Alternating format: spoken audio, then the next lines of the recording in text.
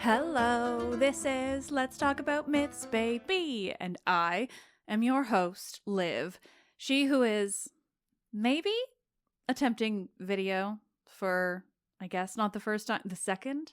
I do have this recording right now on video. We'll see if it ever sees the light of day, but until then, I am here with a Q&A episode for all of you.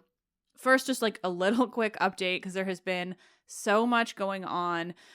So behind the scenes, the podcast has shifted. We've moved out of the iHeart Podcasts network, and I have returned to Acast under a very different type of situation where the long and short of it is I have no confirmed income anymore, but all the freedom in the world. And I am only holding on to the excitement of having all of this freedom, and we're hoping for the best for everything else. But what that means is that there has been so much happening behind the scenes, not only because I've been shifting networks, but also because this shift in networks means that I can do some really fun stuff. And a lot of that really fun stuff is in the works. It's going to be taking a little while still. And in the meantime, I have minimal ability to script new episodes. I'm not going to bring you guys any fewer episodes, but there are just going to be fewer of the, narrative scripted episodes that I normally do. I will return to them. Don't worry. It's just that in this transitionary period where I am essentially, I'm starting a lot of stuff. I don't know what to and to not say just yet. But I'm going to be bringing a lot more to you guys, and it will remain mostly free. And we're really just going to be looking at like kind of all the ways that we can bring more of the ancient world and more voices from that time. And really just, I've been jokingly calling it the benevolent empire among my friends and the people I have already asked to kind of join my benevolent empire. And so more official information on that soon, but I'm trying... Excuse me, I'm not going to edit that out because video. I don't totally know. We'll see. I'm trying to limit how much I edit out. I want to build a benevolent empire, but something where there is a place for everything in this realm of history and culture and mythology from the ancient world, but which specifically is being created to give voices and stories to the people of the ancient world and today who have been historically marginalized, but also to specifically combat, the way that the ancient world is so often utilized by the worst people among us. And with the very obvious growing rise in fascism, both in the States and hopefully not, but maybe in Canada and definitely elsewhere, I just think this is the time, this is the time to be even louder when it comes to the way that history is repeating itself, but also just like, it's almost like the saying, those who don't learn history are doomed to repeat it, is like legit and real and not just a cliche. And so that really. So stay tuned for more. And until then, you can jokingly, or you can know that I am creating, but jokingly calling it this forthcoming thing, a benevolent empire. In any case, that is what's happening kind of behind the scenes and why there's going to be minimal scripted for a little bit. That and also a book deal, which is really cool. Not my novel, not yet. Sorry, still working on it. But that's another thing I'm working on. But no, a book deal that will be announced soon, and which I'm so fucking excited about. But essentially, that's all to say. That's why I'm here with a Q&A episode. But it's also why I'm going to be here with some more kind of fun, unscripted stuff. Just for a little bit. But in the meantime, like the questions that you guys give me are always so insightful, and they always allow me to really flesh out lots of different things that you guys want to know, and also to give me content that I don't have a script. So if you have a question for an upcoming Q&A episode, really, literally, if you have any question at any time, feel free to submit it via mythsbaby.com/questions. So I'm going to get to some of those right about now.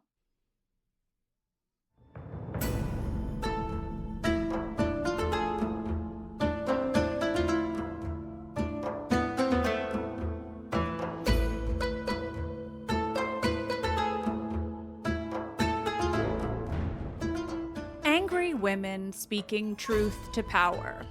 Another Q&A episode.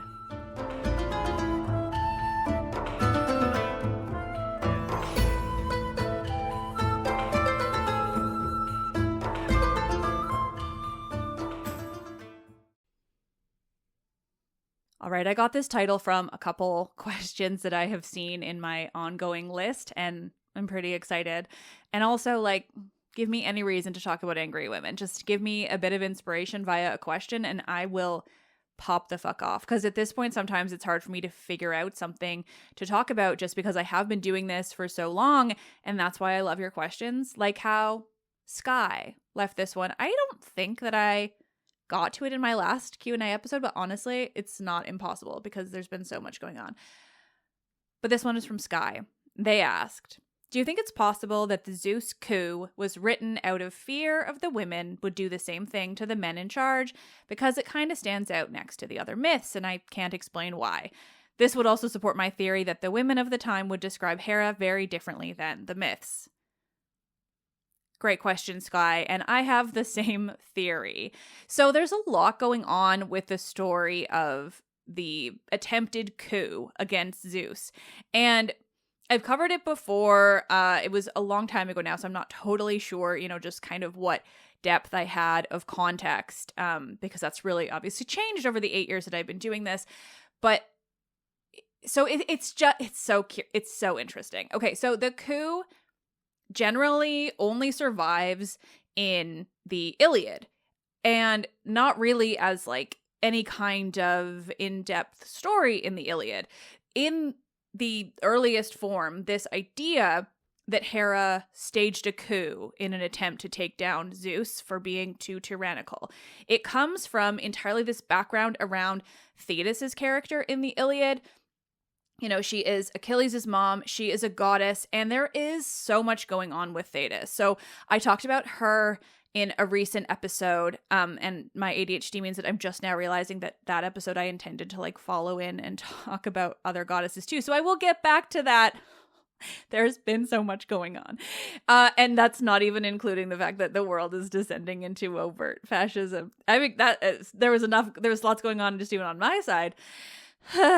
In any case, so Thetis' story is entirely wrapped up in the Iliad. Like, she exists elsewhere, obviously, and there's lots to say about her, and I actually will be recording with a guest soon for a really, really interesting episode on Thetis that is going to air probably in March. But there's just so much going on, and then because there's also like so little going on, because obviously the Iliad is one of the earliest sources that we have that survives, of any kind of Greek mythology. The Iliad and the Odyssey are, notably the earliest pieces of epic literature that we have from ancient Greece. And so because of that, they contain a lot of what feels like backstory that it would exist elsewhere, but which doesn't, because these are the earliest sources. So like, essentially when it comes to Thetis, there's like an enormous amount of backstory that we just sort of don't have. And instead what we have in the Iliad is this idea that Zeus owes her. And Zeus owes her because she saved him from this attempted coup by Hera. And so we know that this coup like existed in the mythos, in the sort of backstory of the Olympians, but it really, in terms of surviving for us today, it really only exists as this kind of like explanatory note for like why Zeus owes Thetis a huge fucking favor. And that there's a lot going on in there. And so that's all to say that like, I don't necessarily think that it was like written, out of a fear that women could stage a coup against the men, who were running things. But at the same time, it still contains this kind of echo of that, right? Like so many things from myth do, this echo of what is sort of going on beneath the surface of these stories. It feels like a kind of, lost memory. It feels to me like how I've talked about the theogony, and the ways that so much of the story of the origin of the Olympian gods seems to contain these sort of remnants of when women had more power, more agency, more control over the world and their own lives. And so I think the coup is kind of part of that. It's this sort of echo, but it's more like a missing piece, because what's missing is like any kind of real detail about why Hera staged the coup, what really went on, how dramatic it was, how serious it was, is sort of lost because of the way that it survives. We do have it in later sources. I didn't look this up before rambling, but like I'm assuming it's in at least Pseudo-Polydorus. I know that when I did the episode, it was hard to find much about it, and that's sort of what makes it both really mysterious, but also really interesting, because I think that part of what's going on, to your point about, this fear that women would stand up, is simply that like that is all that is sort of left of that story. Less so that it was like them fearing it, but sort of that they were kind of trying to not like take it out of their cultural history, but that it was not a really important part of the cultural history that was being recorded in something like the Iliad and the Odyssey. And by recorded, I just mean that, like, the Iliad and the Odyssey sort of represent the lived, or the idea of a cultural history as we presume the ancient Greeks understood it at that time, right? Because it's sort of all that we have. So I don't think it was necessarily like put down out of this fear that it would happen, but that I think it exists in such a tiny, fragmentary, and minimal form because of the fear that it would happen. Or rather, this idea that like something had happened before that had threatened the patriarchal reign of Zeus, and therefore the patriarchal reign of the culture, interacting with this story, and that like this sort of weird little brief mention of it is all that's left of that, for the same reason. So like I agree with you, and also I think I'm just kind of providing like way more sort of context about what is going on in there. But to your last point that like you have a theory that the women of the time would have described Hera very differently, like abso-fucking-lutely. I've talked about that a lot, and I completely agree. Like there is no way that the women of the time didn't have like very different stories that they were telling each other, and which would probably blow our minds. And it breaks my heart that we won't have those, but I think we can very safely say that yes, absolutely, like Hera was seen differently, but also the idea of women's power and women's role in society was understood in a really different way by the women living it, like for good and bad. There's so much going on. But the coup, I do want to revisit it in some kind of way. And certainly it might come up in my conversation about Thetis, because she plays this really integral role. But it's just so interesting to me that that is basically the only place it's found, because it means that we know that the idea that Zeus was at least once questioned, we know that exists. That existed at the time. And that's kind of all we know, but that means a lot. This idea, like imagine if Christians just one day were like, God needs to be overthrown, or rather that like they had this idea that somebody that they respect did try to overthrow God. Like Zeus, for all that we see Greek mythology in this really different way, but like Zeus is a proto-god. Like the word like deus as God broadly is also a form of the name Zeus. Like that D is becoming a Z. Like, and there's so much going on there. And also like D is kind of a Z. Like there's a lot, etymologically speaking, but like Zeus was God, in that way that any kind of monotheistic God could have existed in that kind of culture. And so this idea that other very important gods once did think like we could have it better is really interesting, because it really says a lot about the culture and the people and how they saw their deities just in general. As always, that was a very long answer, but I'm really glad that I had that question. So thank you, Sky.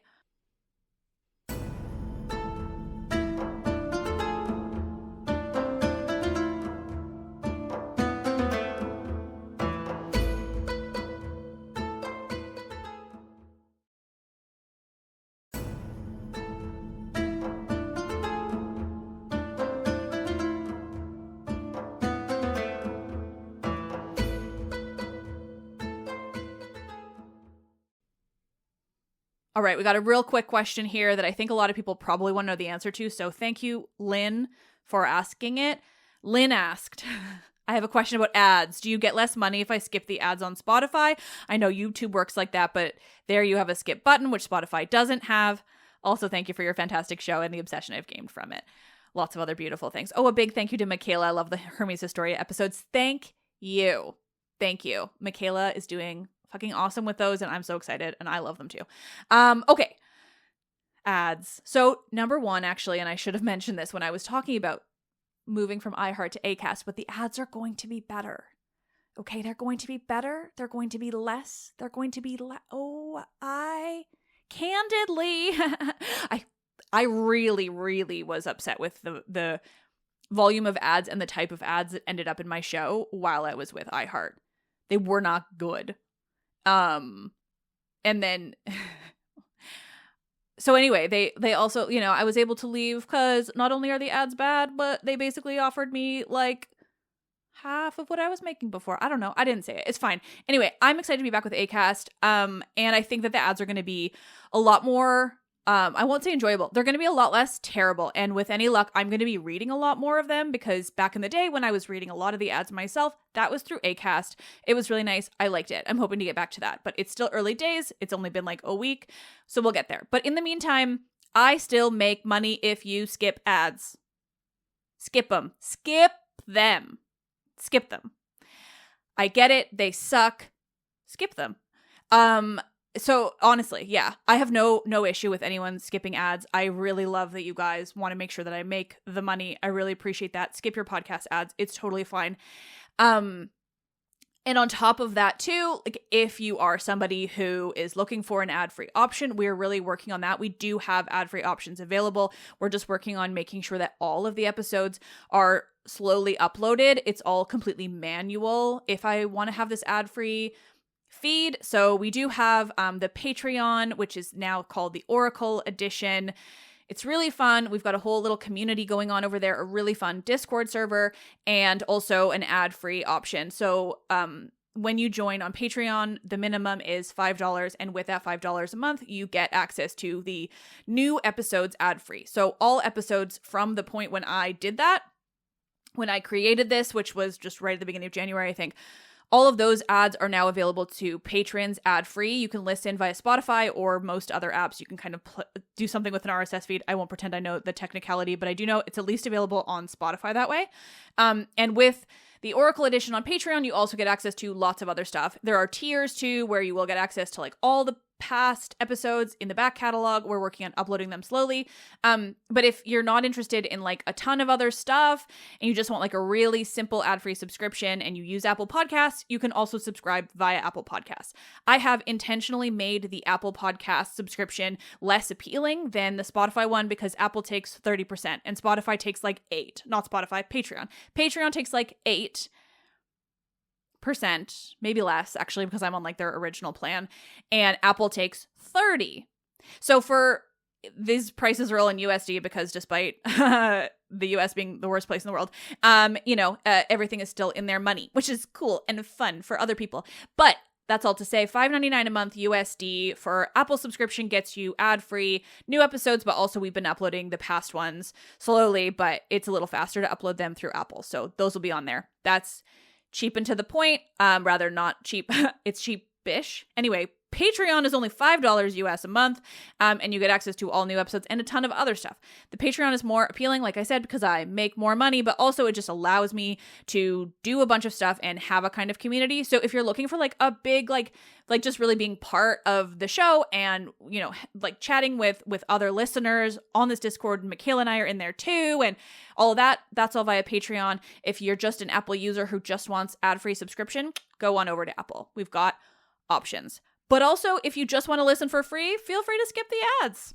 I have absolutely no problem with this, and I love that you guys want to help. So thank you. All right. Moving on. So I've got, currently I have I actually have a question from Mackenzie and Tony. I can see us 2 lines down. There might be more in this because honestly, I get like 20 of them every time I do Q&A. So I'm sorry, I'm going to mass answer this question. Basically, I've just been asked about Epic the Musical. Okay, so I know of Epic the Musical. I'm so glad everyone has found it and they, you know, are loving the Greek mythology in it. Honestly, I've not listened to it, not for any reason other than I'm not a big musical gal, unless I'm like actively watching something. And also though, honestly, like at this point, I'm too deep in the mythology and I just find like it's not fun for me if I listen to something like that. It's like work and I'll probably like pick it all out. And like, I don't want to do that to someone's work. Like I have no desire to break down someone's work or like overthink it in that way. So instead I just kind of don't interact. But I do think it's really great that it exists. It's clearly brought a lot of people to Greek mythology and like, that's fucking awesome. But all of that said, one of the other things that's going to come out of this, like what we're jokingly calling the benevolent empire, is that I'm going to be working with other podcasters in this realm, other people I know who are lovely and awesome, who might start doing something like a takeover episode where they do an episode of Let's Talk About Myths, Baby. And we are considering starting with things like pop culture, stuff that I have not been able to get to just because of the sheer amount of content I want to give you guys and how I can ingest Greek mythology reception content these days just because of it being work. So that might be happening. We will almost certainly start with Epic the Musical. So stay tuned. I've definitely heard of it. I don't have any opinions other than like, hey, cool, I'm glad something new exists. But we might have more soon. All right, this one is from Mattis. I'm so sorry. This is a terrible pronunciation. It's lovely. It has a J that my Canadian ass is getting completely thrown on how to pronounce a J in that word. In any case, he asked, how did you come up with the name? I imagine you just sitting at a desk and typing the first thing that came to mind. Anyway, love the podcast and I've been listening for a long time now. You keep it interesting and informative and always have a nice realistic opinion about the horrors and tragedies that occur. Keep it up. Thank you. Yeah, it was literally the first thing I thought of. What's wildest to me though is that like not everyone, and it's probably just showing my age, but like not everyone who listens to the show knows that it's a song. Like, I don't just sing it for funsies. Like, the song is Let's Talk About Sex, Baby. Let's talk about sex, baby. Let's talk about you and me. I'm terrible at singing. It's Salt and Pepper. I grew up in the 90s. Here we are. But yeah, so I literally just was like, it was just like a complete whim. I was like, I am bored and sad and lonely. I'm going to start a podcast. I don't love anything more than Greek mythology, so I guess it's going to be about Greek mythology. Hey, what if maybe that would be funny. It's the first thing that occurred to me is just replacing the word sex with myths in the song. And so I did. And I love the name. People love the name. I don't like how often I have to say the word baby. I've said that before, but here we are. But no, it was literally the first thing I thought of. I didn't think about it at all. I didn't overthink. I literally just did it. Which is funny now, in hindsight, like 8 years later, with this being like my life's work. I could have thought about the name more, but I didn't, and here we are.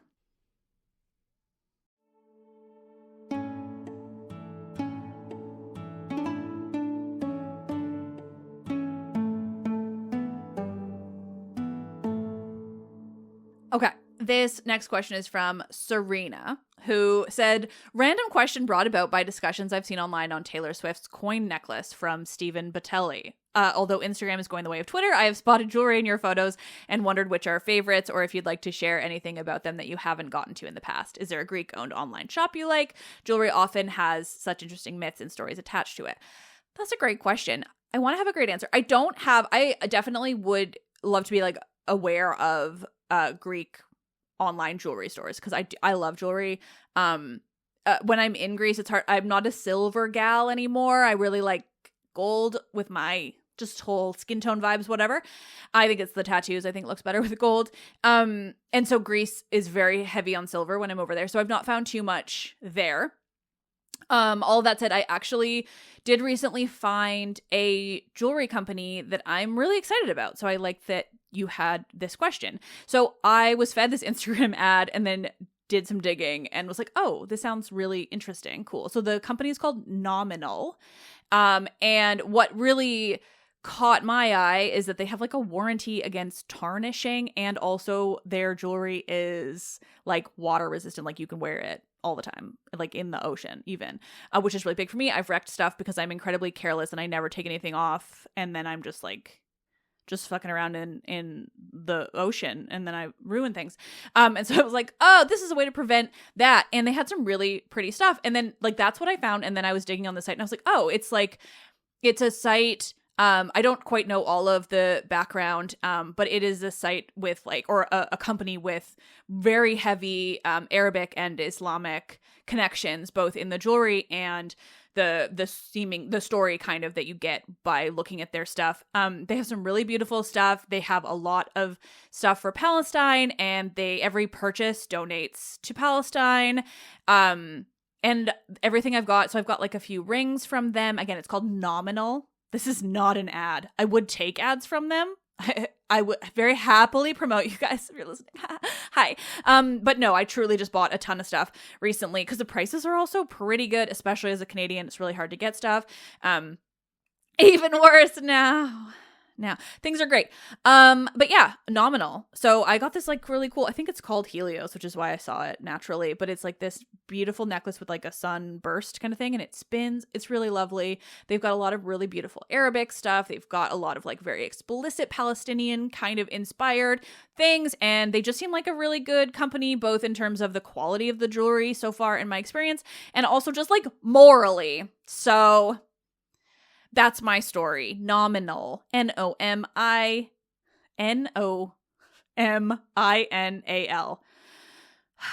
I think the slow descent into fascism all happening around us all is just like kind of actually killing my brain a little bit, but we're doing our best. Okay, I'm going to do one quick question from somebody who I just see didn't even leave their name, so I don't know why I'm answering it, but I guess I'm going to. And then we're going to answer one more about angry fucking women, and we'll wrap up for the day. But I will probably do another Q&A because, again, I really need some unscripted stuff right now, and you guys have really good questions, and I kind of love answering them. So this next one is from, again, blank. Don't know why I'm answering it. I am. They said, what's your favorite alcohol? Don't think that makes sense grammatically. Brand and drink from that brand. And what's your favorite brand of snacks and snack? And I just think this is a funny question. I'm going to answer it. I like tequila. I'm a tequila gal. Tequila is good and great, but like I'm not a hard alcohol, like just straight gal. Like give me a really lovely flavored margarita, maybe a passion fruit. Passion fruit is my whole jam. And so yeah, that's it. I am just a lovely, just a good tequila cocktail drink kind of gal. And snacks, it just totally depends on the time. And this is gonna all get worse. Everything from Trader Joe's, which is infuriating because as a Canadian, it's like already an enormous hassle to try to get anything from Trader Joe's. You know that Canada just like doesn't, because we're just like the population is so small and the landmass is so big and everything is impossible to get and everything is so expensive and it's gonna get so much more expensive. And like you can't even just get like affordable, tasty fucking snacks because everything is made in the States and everything is terrible. I don't know why a question about snacks turned that into a mess, but I don't know. I want a margarita now, I guess. And so this last question now is from, the question is so long, I have to scroll. Tim from England. I've talked to Tim from England before, or rather answered questions. Tim from England says, why does Clytemnestra kill Cassandra? There is a lot going on. Even now, I'm just like, oh man, maybe I want to turn this into an entire fucking episode. So there is a lot going on. You know what? I actually am. We're going to return to this question exactly in a different way. But I just, actually, you know what? No, this question is long. I think it's going to really get my brain moving. And I think I want to do even more with this because it's a good question. So instead, honestly, we're just going to wrap it up for today. I hope to get back to doing more of these. I'm thinking of returning, when I do return to narrative, when I have some time to write out some scripts, I think I'm just going to go back to a play because those are always fun and a good kind of transition back into things. But in the meantime, if you have any questions, if you want to inspire a kind of rambly, unscripted episode from me, please send them in because I want that. I know I can tell you guys so much interesting stuff and answer any questions that you have and really expand upon these characters and context and all that stuff. I just kind of need the nudges, the sort of inspiration from you guys, especially like almost 700 episodes in. It turns out that like there's just like a lot. There's still a lot, but like you get less and less inspiration the more, because there's just so much. There's so much that lives in my brain. These questions were really great. Thank you all so much. We'll see if I do anything with this video. It's possible, I guess. It's so weird recording video. But in the meantime, honestly, thank you all so much for listening. I will be back with more soon. On Friday, you're going to have a reading episode. We're doing part 2, or rather book 2 of Statius's Thebaid. So we're returning to this epic from Thebes. And I have also been recording so many conversations. So for good and bad, they're so good. But it just turns out that like every topic I want to talk about that's like interesting and good and valuable from the ancient world like also has ramifications today, because again, history repeats itself. And if we don't fucking learn from it, it's just happening over and over and over again. And what that means is that while I've been recording all these conversations for you guys, which have been so good and I'm so excited to share them all, but it also means I'm having like weeks of conversations where I just have to like talk for hours with people about all the terrible stuff, but like really in a good way. I don't know. It's tough. Anyway, we're navigating this increasingly terrible world. We're going to keep bringing you content that makes you think, makes you remember the history and why we need to be loud and angry and just, I don't know. Somebody's got to lead the revolution. It's not me, but I can keep sharing things from that ancient world that will teach us all what we need to know in order to, I don't even know, move forward in this 2025 is wacky, isn't it? Let's Talk About Myths, Baby is written and produced by me, Liv Albert. Michaela Pangowish is the Hermes to my Olympians, my incredible producer. Again, there is so much going on behind the scenes, so stay tuned for so much more. Honestly, sign up for my newsletter, mythsbaby.com/newsletter. I've done a whole 2 up to this point, but we will keep it going, and it will be the best way of learning of this benevolent empire that I've been not so subtly hinting at, and anything else that's going to be going on with the podcast. Especially because Instagram, I mean, all the big tech broligarchs, as we're calling them now, they have just really decided to go all in on the fascist takeover of the United States. And it just means that like all social media is scary now. So that's really fun. It's really fun. It's really hard to figure out how to share things with you all. So sign up for the newsletter. I will probably keep posting things on Instagram, like really minimally, because it's just, I don't even know. I'm trying to be on Blue Sky more. I listen to Let's Talk Myths Baby wherever you get your podcasts. I don't totally know what else to say at this point. We're working on that too. I am Liv, and I do love this shit.